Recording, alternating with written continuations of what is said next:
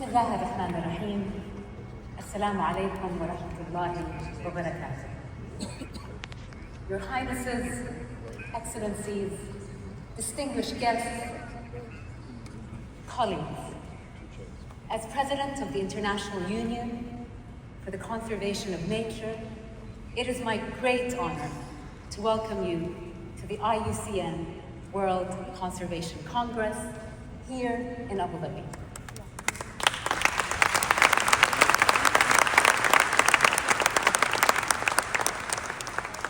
And on behalf of 1,400 members and 18,000 scientists that make up our union, I would like to echo our immense gratitude to His Highness Sheikh Mohammed bin Zayed Al Nahyan, the President of the United Arab Emirates, not only for his gracious patronage, but for his personal commitment to nature and its guardians.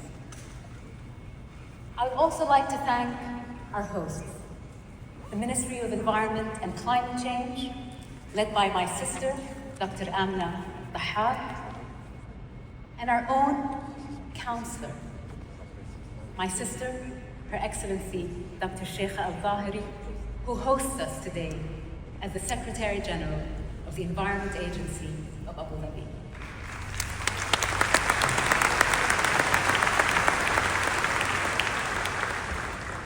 Distinguished guests, we meet at a decisive moment for our union, but also for the world.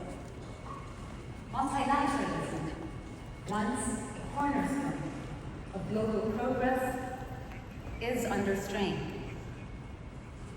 But yet, amidst these challenges, a new spirit of cooperation is emerging and taking shape, led by nations and communities that recognize that the well-being of people and the well-being of nature are inseparable.